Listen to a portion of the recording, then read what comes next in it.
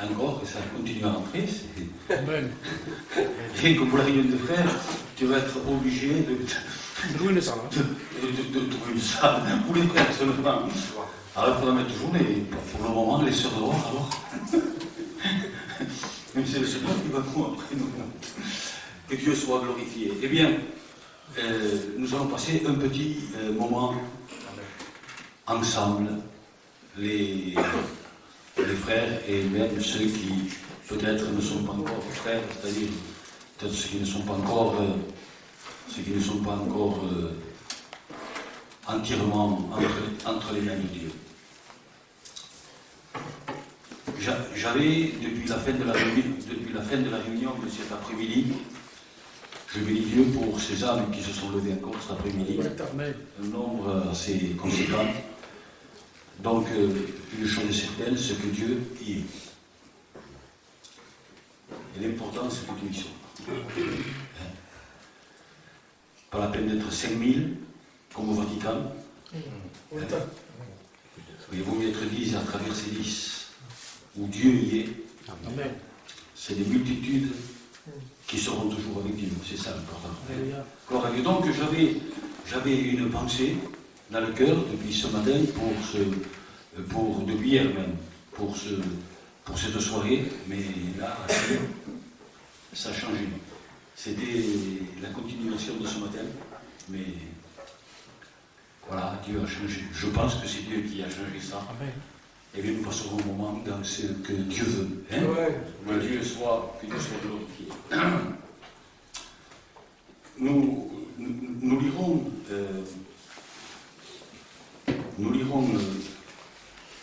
deux psaumes.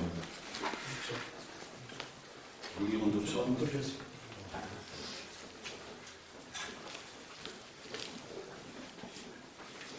Un psaume qui m'a fait beaucoup, qui m'a soutenu beaucoup, depuis que je connais cette portion de la parole de Dieu, que Dieu m'a parlé il y a des années de cela, sur ce psaume 27, n'est-ce pas?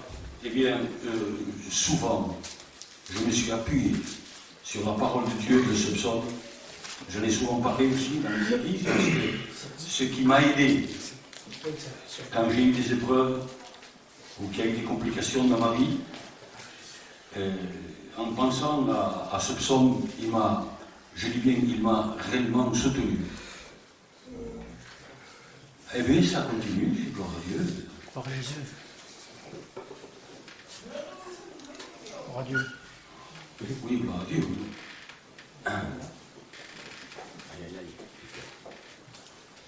Donc, je disais que dans certains passages, et ça continue, avec gloire à Dieu que ça continue. Voilà. Voilà. Donc, allez, c'est pas joli.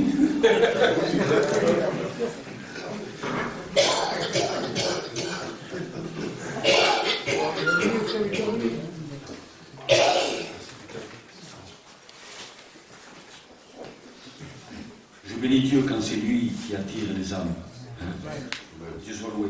Donc, dans ma vie de chrétien, je ne parle pas de serviteur de Dieu, dans ma vie de chrétien, de fils de Dieu, comme on disait ce matin, j'ai eu des épreuves. Non seulement la maladie, il y a eu d'autres épreuves, comme disait le frère Gab, mais il y a eu d'autres épreuves, d'autres complications, d'autres choses. Et Sincèrement, ce psaume m'a soutenu.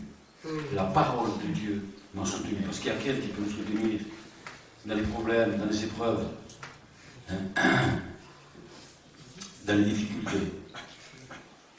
Je me demande comment font ceux qui ne sont pas enfants de Dieu. Je ne sais pas. C'est pour ça qu'il y a tellement de suicides d'ailleurs. Hein. Vous savez que parmi les jeunes, il y a en France seulement, il y a 12 000 suicides par an en France. Et pratiquement tous des jeunes. Pratiquement 12 000. Ça fait 1000 par mois. C'est terrible, quelqu'un qui se tue. C'est Jésus. Et moi j'avais peur de me jeter même en parachute, parce que je suis un gitan, et se tuer. Et non seulement chez les païens, en notre peuple, beaucoup de jeunes se suicident. Beaucoup.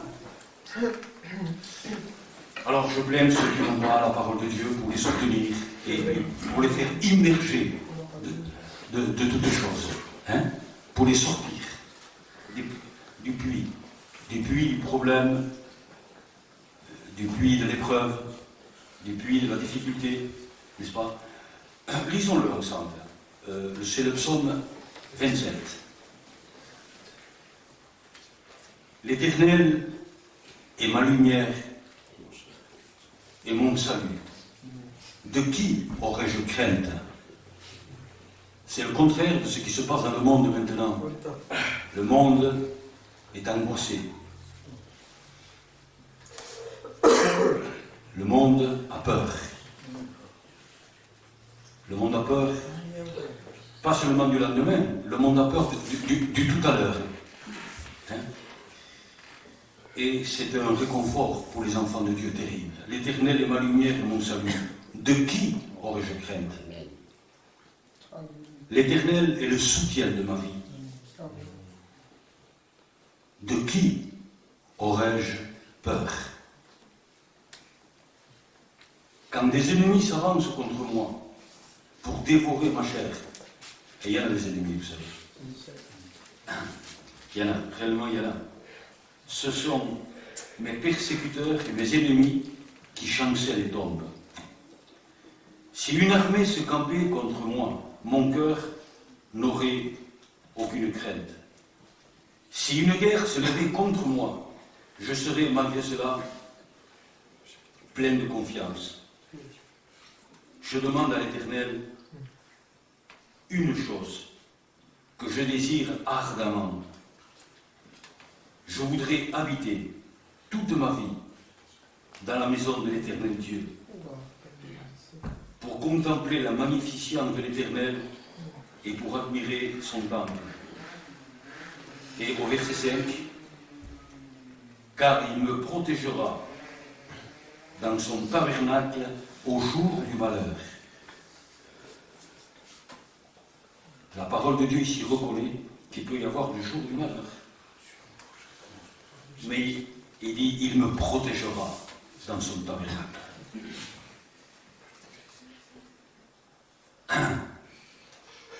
D'autres passages, surtout dans les psaumes, disent le malheur atteint souvent le juste.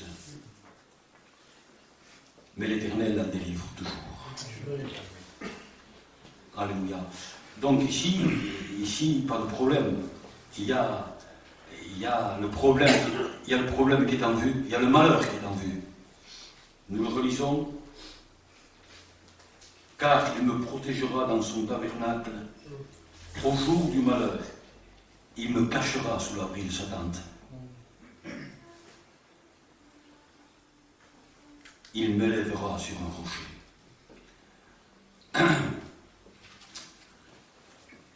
Merci Père. Heureux ceux qui peuvent dire, ceux qui peuvent te dire, ceux qui peuvent te confesser, Père, ceux qui peuvent prononcer ces mots avec vérité de leur cœur.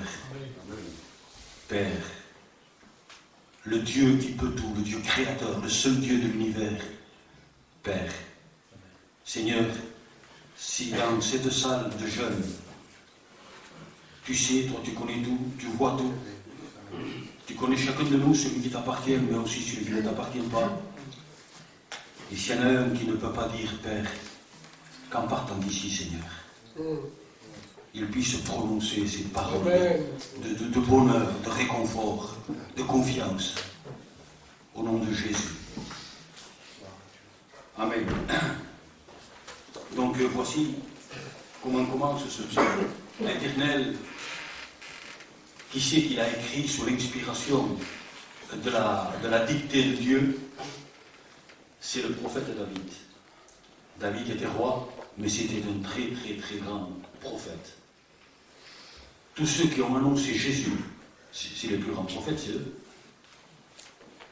C'est eux. Et nous savons, je crois que c'est ce matin qu'on en parlait, je ne me souviens pas, peu importe, aux inconvertis, je ne me souviens plus. Mais comment il a vu, mis en avant, la croix de Jésus-Christ, au psaume 22. Mis en avant, 10 siècles avant, et comme s'il avait filmé le matin, et qui regardait le film à l'après-midi, de la croix de Christ, 10 siècles avant. Et ça, c'est prouvé que c'est écrit bien avant, et bien ça continue. Seigneur Jésus, le salle pleine déjà, que Dieu soit loué, c'est une grâce de Dieu. Amen. T'es béni. Donc, ce David, je dis bien, mis en avant, détaillé la croix, il a détaillé la croix de Jésus-Christ, même de ses souffrances. Ça continue. Il va falloir que je m'arrête. Hein. Gloire à Dieu. Voilà. C'est béni, gloire à Dieu. Donc, nous sommes là, dans le repos, devant le trône de Dieu, devant la parole de Dieu. Parce que partout où sa parole est prêchée, sa présence est là. Parce que qui c'est la parole? C'est lui, c'est Jésus. Il est la parole de Dieu. Voilà. Donc, j'aime beaucoup quand je lis un passage, et celui qui l'a écrit parlait un peu de lui, juste un peu, pour montrer la grandeur de Dieu, n'est-ce pas? Eh bien, donc, mis en avant, il détaillait, vous le lirez au psaume 22, qui a été écrit 10 siècles avant la crucifixion, la mort de Jésus-Christ à la croix, 10 siècles avant. Et il dira, ce passage-là, parce que vous savez que les soldats ont tiré au sort sa tunique. Et bien il dit, ils ont tiré au sort ma tunique. Ils ont cloué mes mains et mes pieds. Et il détaille ses souffrances. Mais comme s'il avait le film et qu'il regarderait le film, mis en avant, il n'y avait que Dieu, bien sûr. Mais c'est glorieux. C'est pour vous dire que tout ce que dit Dieu s'accomplit. Quoi que ce soit. Hein? Et là, il dit dans ce psaume 27, l'Éternel est ma lumière et mon salut. De qui aurais-je crainte? De qui? C'est Dieu, ma lumière. Vous savez que ça, c'est la lumière physique. C'est pas vrai. Ça continue. C'est possible. Ça, c'est l'appel de Dieu. Comme Jésus ne va pas tarder. Et qu'il y en a certainement qui ont besoin. Ça, donc, c'est la lumière physique. Mais de l'autre côté de la barrière, vous avez compris ce que je... Continuez, rentrez, asseyez-vous. Quand il n'y aura plus de place, on vous le dira. Gloire à Dieu. Donc, je répète, parce qu'il y en a qui sont rentrés, ça c'est la lumière physique. Mais de l'autre côté de la barrière, dans le monde des esprits, la lumière n'existe pas. Je dis bien, la lumière n'existe pas. Ça, c'est une lumière physique. Mais de l'autre côté de la barrière, on peut l'appeler le monde du silence. On peut l'appeler la deuxième dimension, le monde des esprits. Mais le véritable, la vérité, c'est pas ce monde. La vérité, c'est de l'autre côté, ce qui se passe. Ce qui se passe, c'est dans le monde des esprits. Parce que c'est les esprits qui dominent et qui commandent toute la terre. C'est eux. N'est-ce pas? Dieu est esprit. Les anges, c'est des esprits. Le diable et ses démons, c'est des esprits. Et c'est eux qui conduisent tout. Et ce monde est conduit par, je dis bien, ce monde est conduit par des démons. Pourquoi ce monde, Dieu a permis qu'il soit conduit par des démons? Eh bien, tout simplement parce que tous les hommes se sont révoltés contre Dieu, tous, sans exception aucune. Qu'est-ce que c'est la révolte contre Dieu? C'est désobéir à ce que Dieu dit. C'est que la créature qui a été créée par Dieu n'obéissent pas à tout ce que dit le Créateur. Ça s'appelle une révolte. Et parce que tous les hommes se sont révoltés, ils sont séparés de Dieu et ils sont entre les mains du diable. Le jeune qui était là, qui ne connaissait pas la parole de Dieu, peut-être bien, Adam sortait des mains de Dieu. C'était le chef-d'œuvre de Dieu.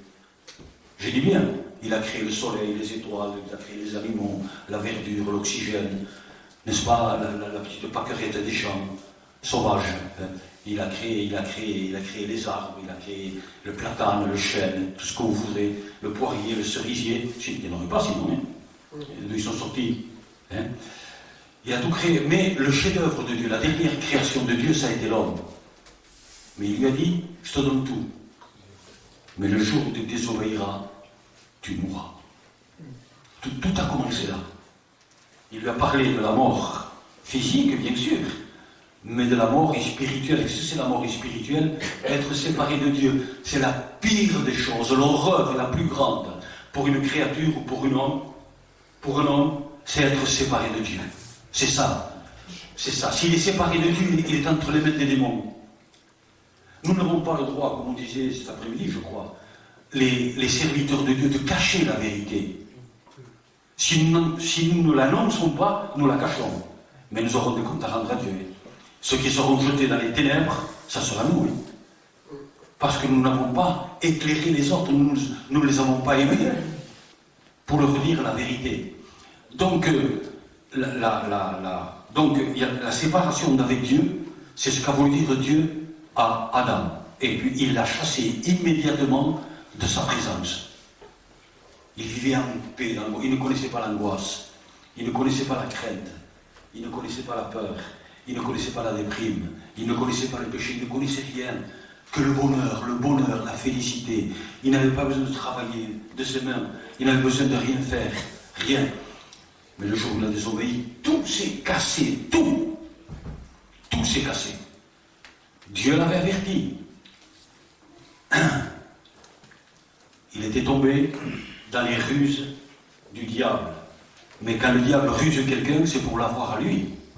Jésus dira, moi je suis venu apporter la vie. Mais l'adversaire, il est venu il dit,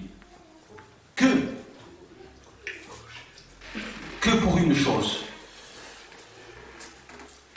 pour égorger, pour voler, pour égorger, mais tout ça, pourquoi faire? Pour détruire la créature, détruire sa vie. Et ensuite, de détruire sa vie, ensuite, détruire de la présence de Dieu, vivre éternellement entre les mains des démons. Toujours plongé dans les ténèbres. L'Éternel est ma lumière. De qui aurais-je crainte? De l'autre côté, dans le monde des esprits, qui est le véritable monde, et on doit tous rentrer dans ce monde-là. Sitôt qu'on quitte le corps physique, on rentre dans le monde des esprits. Nous sommes, à l'intérieur de nous, il y a l'esprit. Nous sommes esprits, et quand on va sortir de ce corps, eh bien, l'esprit rentrera dans sa véritable dimension, dans les ténèbres ou dans la lumière. Il n'y a que deux endroits. Hein. Il n'y a que deux endroits. Et David, le prophète, dira, sous l'inspiration de Dieu, l'Éternel est ma lumière. Alors de qui aurais-je crainte?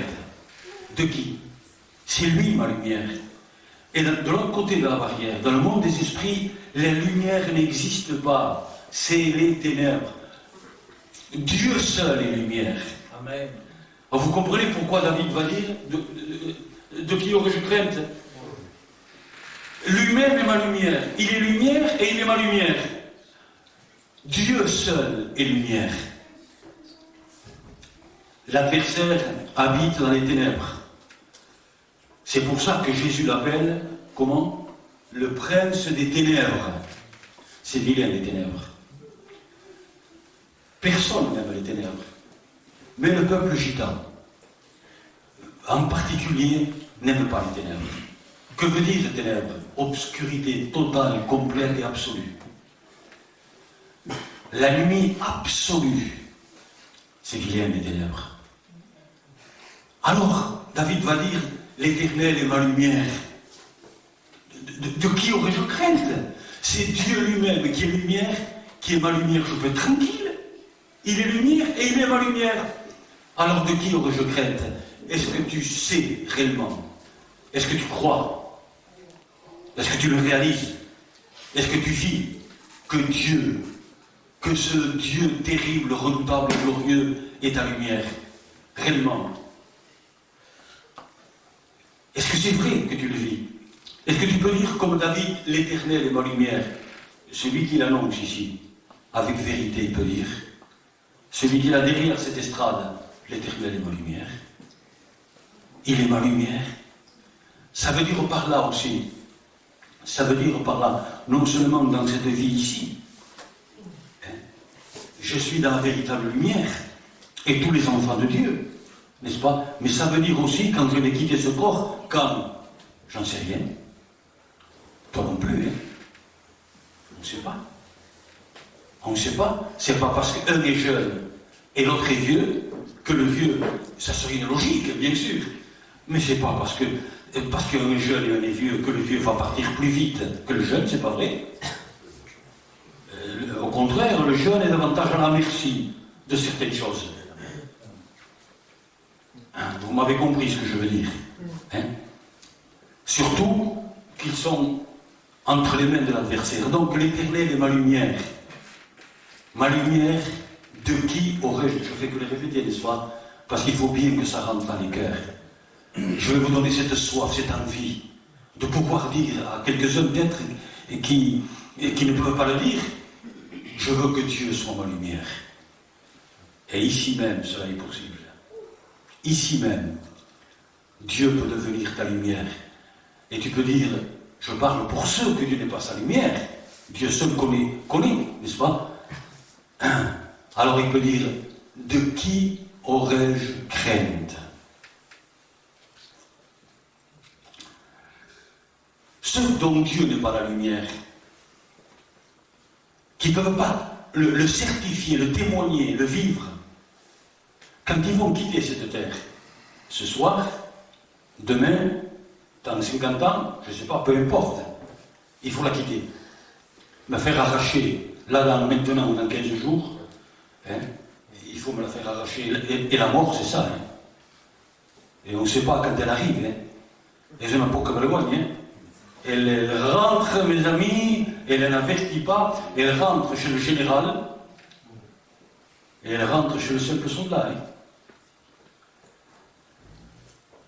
Elle rentre chez le président de la République, et elle rentre sur celui qui habite sous les ponts, hein, avec le litron et le fromage à la poche, le camembert. Elle rentre partout. On peut mettre à les portes des cadenas, il n'y a rien à faire. Alors, et quand il rentre de l'autre côté,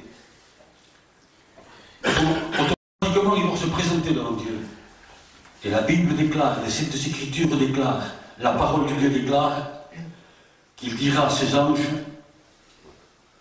puisque Dieu n'a pas été leur lumière, Dieu dira, liez-le, attachez-le et jetez-le dans les ténèbres du dehors. Le dehors de Dieu, c'est les ténèbres. La présence de Dieu, c'est la lumière. C'est pour ça qu'il dit, dans les ténèbres du dehors. Et qu'est-ce qu'il ajoute? Qu'est-ce qu'il ajoute? Et c'est le Seigneur lui-même qui le dit. Hein. C'est là qu'il y aura des cris et des grincements dedans. Ils sauront là que la prison pour toute l'éternité sera les ténèbres. Comme dit l'apôtre Pierre et Jude, la prison des ténèbres leur est réservée. Mais c'est lui qui peut dire avec vérité l'Éternel est ma lumière. Alors de qui aurais-je crainte? De qui? De qui? Et il va ajouter l'Éternel est le soutien de ma vie. Et c'est de ça que je voudrais m'entretenir un petit peu avec vous. Ce soir, l'Éternel, le Dieu tout-puissant, le seul Dieu, est le soutien de ma vie. Alors il dit, de qui aurais-je peur? Premier, il dit, l'Éternel est ma lumière et mon salut. Il m'a sauvé en plus. S'il est ma lumière, c'est qu'il m'a sauvé. Hein? Et ensuite il dit, l'Éternel est ma lumière et mon salut. De qui aurais-je crainte? L'Éternel est le soutien de ma vie. De qui aurais-je peur? De qui? Je sais que c'est l'Éternel qui est mon soutien. Lui-même est mon soutien. C'est beau. On est heureux, c'est vrai. Même s'il y a des épreuves, s'il y a des difficultés, mais c'est lui qui nous tient. Le soutien. Être soutenu par Dieu. Être gardé par Dieu. Un autre psaume dit, celui qui te garde. En somme, celui qui te soutient. Celui qui te garde, il ne sommeille ni ne dort.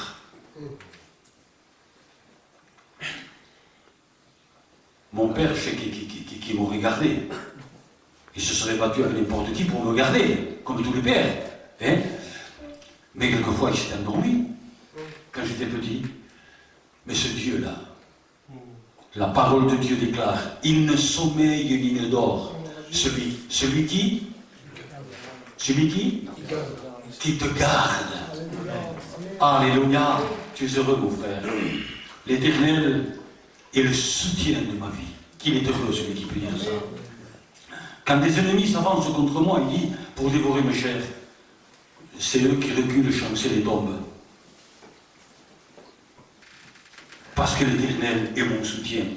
Il y en a qui font confiance à monter dans l'avion. Il y en a peut-être ici qui souvent qui sont montés, je ne sais pas. Ils font confiance à l'avion, quelque chose qui se tient en l'air. D'autres font confiance à leur chaise. Pourtant, vous êtes assis.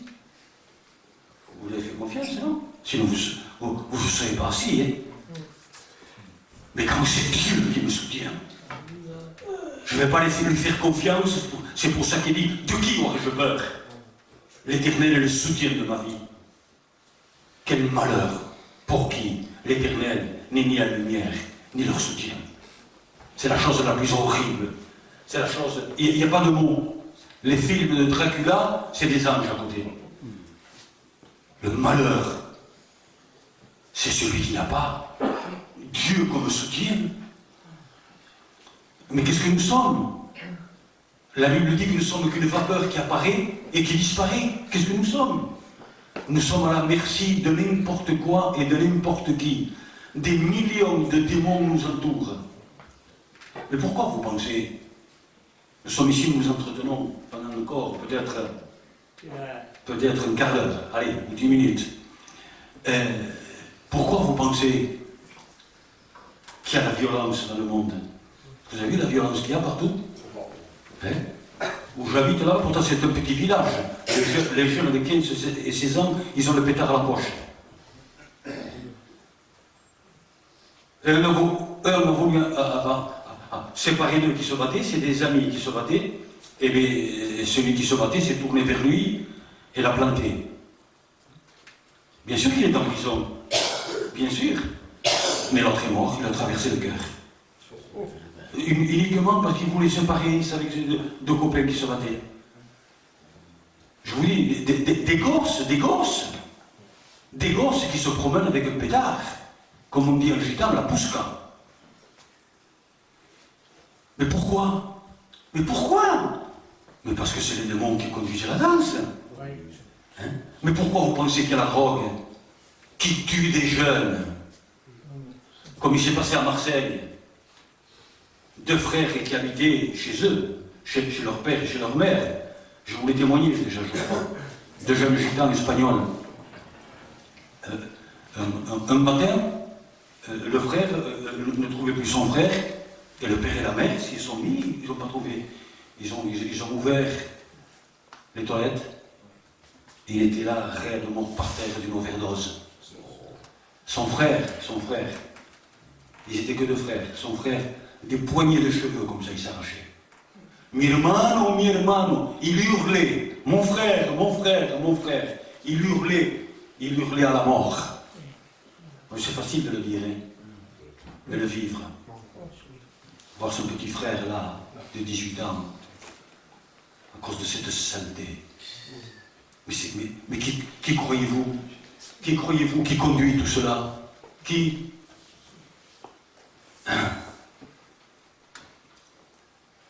À peine un mois après, il poussait encore d'autres hurlements. Vous savez ce qu'il disait?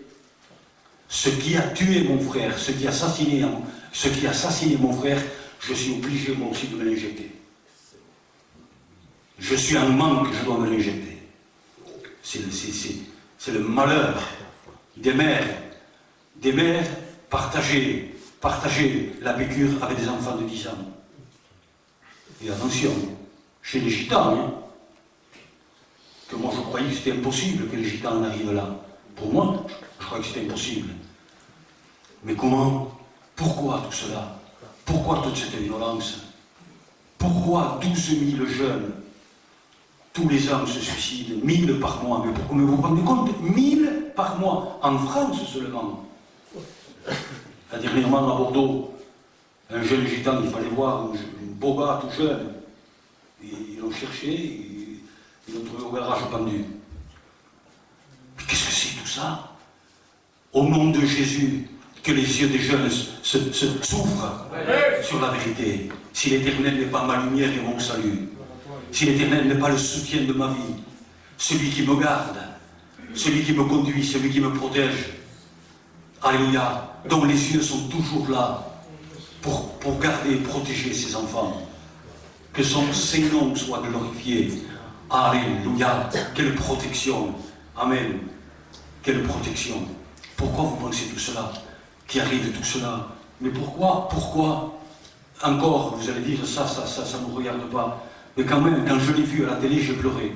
Je le disais, je crois, à des frères hier soir, ou comme ça, le 11 septembre 2001. Pourquoi ces avions de ces démons ont percuté les tours Center à New York? Pourquoi? C'était pas des ennemis, c'était des innocents qui travaillaient là, des innocents. Pourquoi? Plusieurs milliers de morts. Quand j'ai vu ça, les pères qui pleuraient devant leur fils qui était dans les décombres là, et les fils de 10-12 ans qui pleuraient parce que leur maman, leur papa était là. Je pleurais comme un gosse. Quelle puissance diabolique! On pourrait comprendre une guerre, un ennemi contre un ennemi.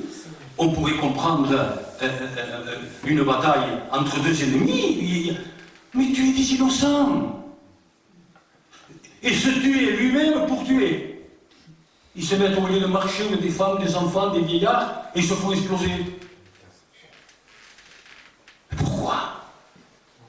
Et celui qui ne le comprend pas, c'est qu'il est presque possédé. Que c'est l'adversaire qui conduit tout ça. Le monde entier est sur ça.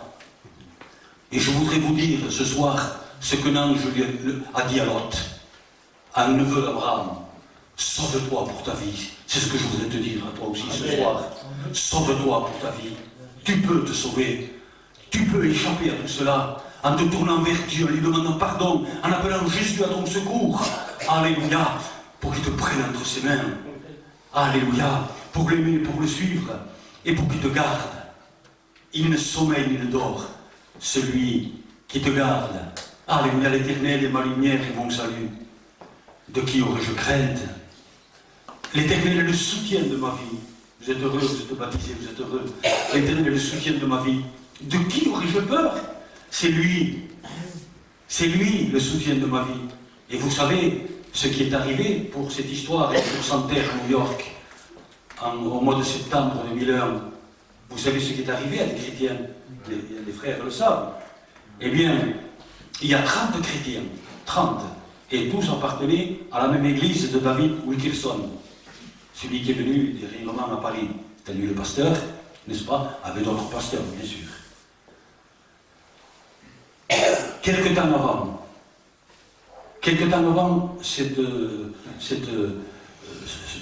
comment on peut dire ça?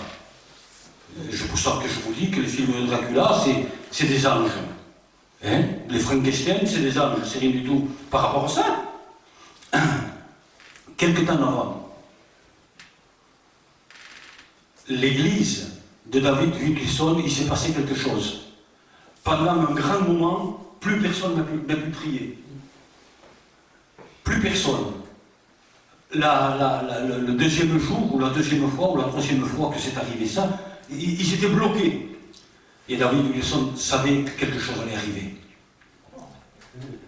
Le deux ou troisième jour, lui, David Wilkerson, à terre. D'autres pasteurs à terre. Il y en a un qui a voulu passer derrière l'estrade pour prêcher quand même. Il y avait du monde comme ça. Il a été saisi lui aussi, il est tombé par terre.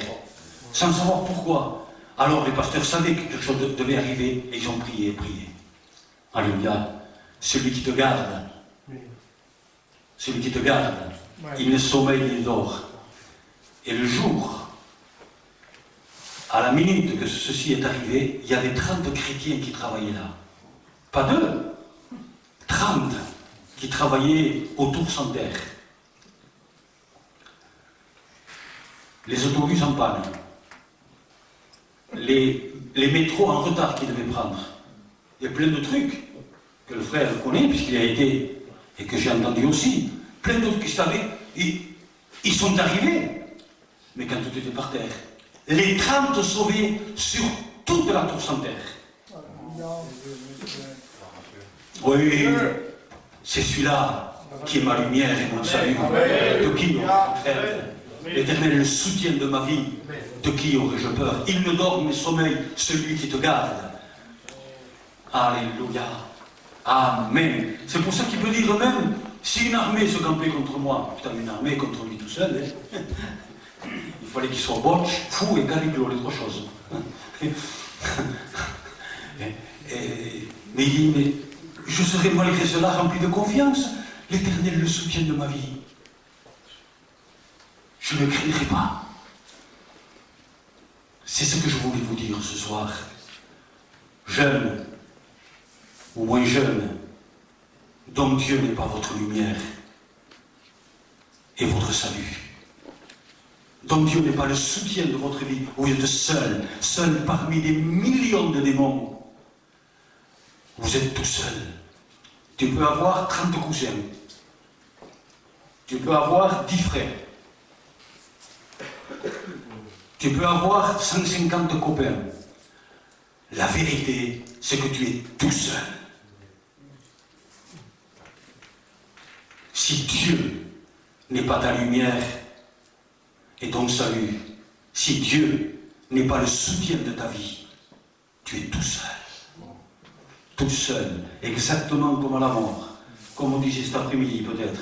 À la mort, tu pourras avoir plein de familles, plein de copains, mais là, une pierre tombale qui bascule, et un est plongé dedans, et pour copains qui soient les autres, pour famille qui soient les autres, excusez-moi ce que je dis, mais ils vont aller chez eux, casser la croûte et toi tu resteras là. La vérité elle est là. On est seul. Sans Dieu, on est seul. Sans Dieu, on est seul. Sans Dieu, on est seul. Et il a tout fait pour que tu ne sois pas seul.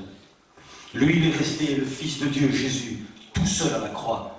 Il a été abandonné. Tout seul, il est resté. Il a lutté tout seul à la croix pour que toi, tu ne sois jamais seul. pour que Dieu soit avec toi. Alléluia. Pour que tu puisses dire en sortant d'ici, oui, maintenant l'Éternel est ma lumière et mon salut. Alors de qui maintenant aurais-je crainte? L'Éternel est le soutien de ma vie. De qui aurais-je peur? Quand des ennemis viennent contre moi, il y a Dieu devant. Alléluia. Je pourrais vous en raconter des témoignages. Comment Dieu a gardé un seul. Un seul parce que c'est pas moi, c'est mon fils. J'étais à une noce. À une noce, j'étais, je ne me rappelle plus, c'est déjà qui peut-être. Hein? J'étais là, et d'un seul coup, j'étais à la noce. D'un seul coup, j'entends une voix dans mon cœur. Sors et prie. Vous pensez comment je suis sorti? Et j'ai commencé à prier. Je commençais à prier, Seigneur, je te prie pour mon fils. Seigneur, mon fils. Même pas 10 minutes après, j'apprenais que juste à ce moment-là, mon fils faisait 4 tourments. Il ne dort, il ne sommeille. Celui qui te garde. Alléluia. Et je pourrais vous en raconter, et l'autre aussi pourrait vous raconter des témoignages glorieux, que son Seigneur soit glorifié. Amen. Amen. La chose à faire, quelle que soit ta vie, qui n'a aucune excuse ni aucun pardon, quelle que soit ta vie entre les mains des démons, mais si tu te tournes vers Dieu et tu cries à Jésus au secours qui vienne vers toi en lui demandant pardon, en lui disant Seigneur, pardon, je veux changer de vie, Seigneur, lave-moi dans ton sang, je veux que Dieu soit ma force et mon soutien, ma lumière et mon salut. Le sang de Jésus te purifie de tout, comme tu n'aurais jamais rien fait. Cet après-midi, nous avons employé cette vérité, que Jésus, mourant à la croix du Calvaire, un bris dans la gauche, un bris dans la droite, et je vous promets que certainement, il n'y avait que les criminels qui étaient crucifiés à cette époque-là par les Romains. Et il y en a un qui a reconnu sa faute, qui s'est tourné vers Jésus. Jésus aussi était crucifié, mais il a reconnu comme étant le Sauveur. Il a reconnu comme étant le roi d'un royaume de l'autre monde, du véritable monde, n'est-ce pas? Et il a appelé au secours à Jésus pour le sauver. Et Jésus lui a dit, je te le dis, aujourd'hui même, tu vas être avec moi là-bas, dans le paradis. Et maintenant même, ça n'a pas été, on verra plus tard, Jésus ne lui a pas dit ça. Aujourd'hui même, il a dit, tu seras avec moi dans le paradis. On peut se tourner à la fraction de seconde vers Dieu. C'est ce Dieu d'amour, c'est ce Dieu qui châtie, c'est vrai, mais c'est ce Dieu d'amour. Si on se tourne vers la croix de son Fils, et on commence à crier, Jésus, tu es mort pour moi aussi, sauve-moi, j'ai péché, j'ai fait le mal, et peut-être j'ai fait du mal à d'autres. Je suis inexcusable, je vais à l'enfer, Seigneur. Je me suis mis entre les mains du diable, du démon. Seigneur, Seigneur, sauve-moi. Seigneur, pardon, lave-moi dans ton sang. À l'instant même, Dieu devient qui? Ta lumière et ton salut. Plus, pourquoi il est ta lumière et ton salut? Et pourquoi il te garde? Parce qu'à l'instant même, il devient ton Père. Et un Père garde ses enfants. Alléluia. Qu'il est bon, mon Seigneur. Alléluia.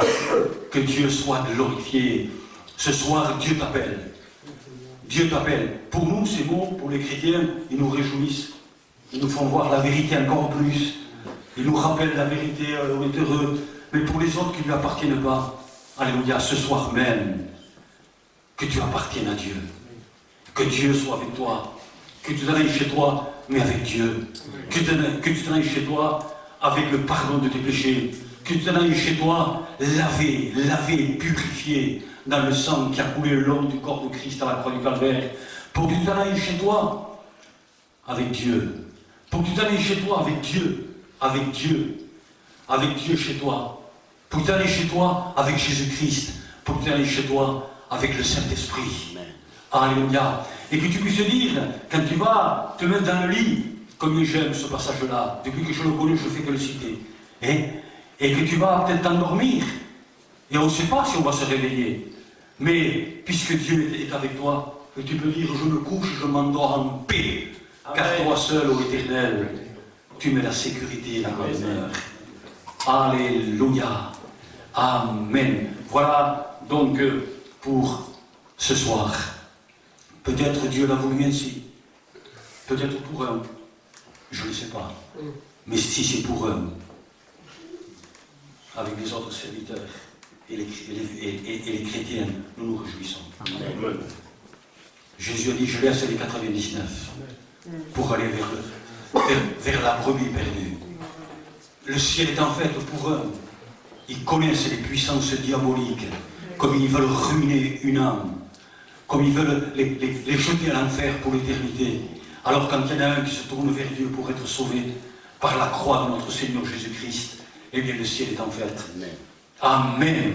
Et nous disons Amen tous. Seigneur, c'est peut-être pour eux. Dieu le sait, lui. Qu'est-ce que je sais, moi? Mais Dieu le sait. Que quelqu'un avait besoin que Dieu lui parle ce soir. Amen. Amen. Et cette personne-là, je vous promets, qu'il le sait. Qui n'est pas rentré ici par hasard, c'est parce que Dieu veut lui parler. Dieu veut lui éviter des choses terribles et horribles, peut-être. Que Dieu soit glorifié. Nous baissons la tête et nous prions Dieu. Je ne fais aucun appel. Vous savez que d'habitude je fais des appels. Mais je ne fais aucun appel. C'est entre toi et Dieu. C'est entre toi et Dieu. Où tu peux rester encore entre les mains des démons qui te conduiront de plus en plus loin, jusqu'à l'enfer même. Où tu peux maintenant même te tourner vers Dieu, crier, lui demander pardon comme le brigand sur la croix.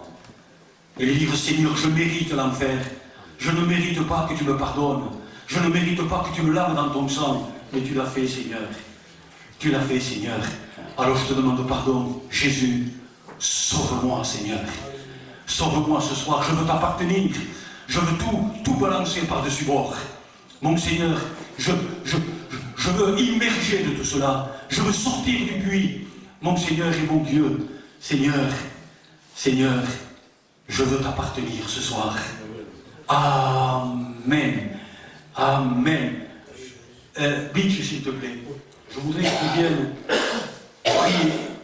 prier, que ce soit de là ou où tu voudras, que tu pries. Parce que sûr et certain, il y a quelqu'un qui avait besoin de ça ce soir.